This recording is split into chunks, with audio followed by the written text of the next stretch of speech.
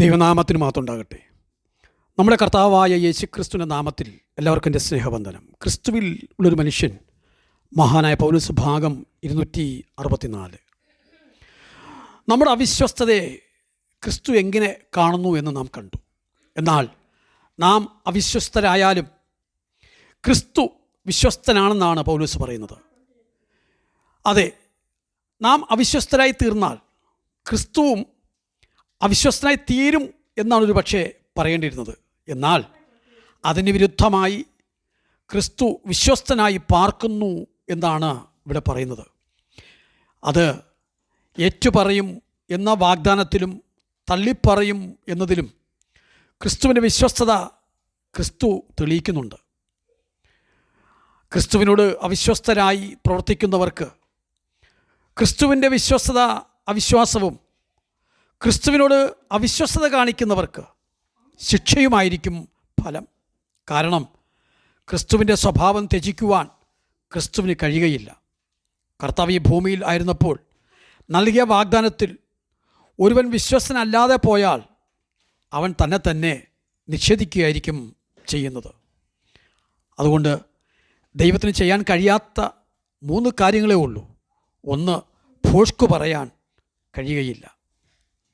2, തൻ്റെ സ്വഭാവം ത്യജിക്കുവാൻ ദൈവത്തിന് കഴിയുകയില്ല. ദോഷങ്ങളാൽ പരീക്ഷിക്കാൻ കഴിയില്ല.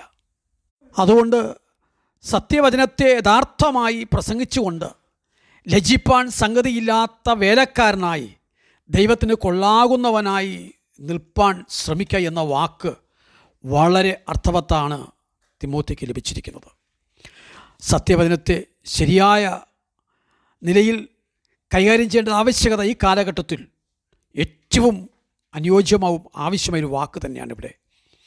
ദൈവവചനം ശരിയായ നിലയിൽ പ്രസംഗിച്ചില്ലെങ്കിൽ ദുരുപദേശങ്ങൾ നുഴഞ്ഞു കയറി വരുവാൻ സാധ്യതയേറെയുണ്ട്. ചില വിഷയങ്ങൾ നാം കൈകാര്യം ചെയ്യുമ്പോൾ വളരെ സൂക്ഷ്മത പുലർത്തേണ്ടതും ആവശ്യമാണ്.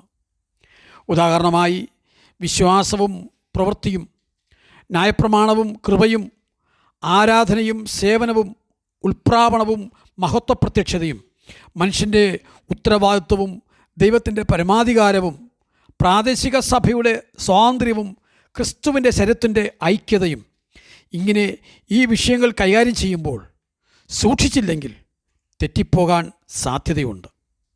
ഇവിടെ ഹുമനിയോസും അതുപോലെ ഫിലത്തോസും അപ്രകാരം ദുരുപദേശത്തിൽ കുടുങ്ങിപ്പോയവരാണ്. പുനരുത്ഥാനം കഴിഞ്ഞു എന്ന് പറഞ്ഞാണ് അവർ പലരെയും വിശ്വാസപാതയിൽ നിന്നും വ്യതിചലിപ്പിച്ചത്.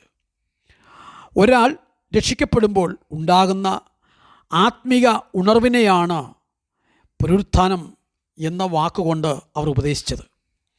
ഇങ്ങനെയുള്ള ദുരുപദേശക്കന്മാർ കാലാകാലങ്ങളിൽ എഴുന്നേൽക്കും എന്നതിനാൽ സത്യവചനത്തെ യഥാർത്ഥമായി പ്രസംഗിക്കുന്ന സുവിശേഷകന്മാർ എല്ലാ സഭകളിലും ഉണ്ടായിരിക്കേണ്ടത് അത്യന്താപേക്ഷിതമാണ്.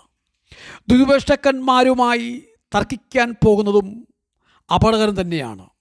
അവിടെ കുടുക്കിൽ നമ്മളും കുടുങ്ങിപ്പോകും എന്നതുകൊണ്ട് അവരുടെ വാക്ക് അർബുദവ്യാധി പോലെ, അതെ, ക്യാൻസർ പോലെ തിന്നുകൊണ്ടിരിക്കും എന്ന് പൗലോസ് ഇവിടെ ഓർപ്പിക്കുന്നു. അത് വ്യക്തികളിൽ ആരംഭിച്ച് സഭയെ മുഴുവനും നശിപ്പിക്കും. അതുകൊണ്ട് ദുരുപദേശങ്ങൾ മുളയിലെ നുള്ളിക്കളയണമെന്ന് ഓർപ്പിക്കുന്നു. ഭക്തിവിരുദ്ധമായ വൃഥാ ഭാഷണങ്ങളിൽ ചേർന്നിരിക്കാതെ അവ ഒഴിഞ്ഞിരിക്കുക. ഈ വകക്കാർക്ക് അഭക്തി അധികം മുതിർന്നു വരും. അവിടെ വാക്ക് അർബുദ വ്യാധി പോലെ തിന്നുകൊണ്ടിരിക്കും. അക്കാര്യമാണ് പൗലോസ് ഇവിടെ രേഖപ്പെടുത്തിയത്. ഹുമനിയോസും ഫിലത്തോസും അവിടെ കൂട്ടത്തിൽ ഉള്ളവരാകുന്നുവെന്ന് പറഞ്ഞതും അതുകൊണ്ടാണ്. അവർ സത്യം വിട്ട് തെറ്റി പുനരുത്ഥാനം കഴിഞ്ഞു എന്ന് പറഞ്ഞ് ചിലരുടെ വിശ്വാസം മറിച്ചു കളയുന്നു. എങ്കിലും ദൈവത്തിൻ്റെ സ്ഥിരമായ അടിസ്ഥാനം നിലനിൽക്കുന്നു. കർത്താവ് തനിക്കുള്ളവരെ അറിയുന്നു എന്നും കർത്താവിൻ്റെ നാമം ഉച്ചരിക്കുന്നവൻ എല്ലാം അനീതി വിട്ടകന്നു കൊള്ളട്ടെ എന്നും ആകുന്നു അതിൻ്റെ മുദ്ര. എന്നാൽ ഒരു വലിയ വീട്ടിൽ പൊന്നും വെള്ളിയും കൊണ്ടുള്ള സാധനങ്ങൾ മാത്രമല്ല, മരവും മണ്ണും കൊണ്ടുള്ളവയും ഉണ്ട് എന്നുകൂടി ഓർപ്പിച്ചു. അതിൽ ചിലത് മാന്യകാര്യത്തിനും ചിലത് ഹീനകാര്യത്തിനും ഉപയോഗിക്കുന്നു. തുടർന്ന് അടുത്ത ഭാഗത്തേക്ക് വരാം. ദൈവം അനുഗ്രഹിക്കട്ടെ.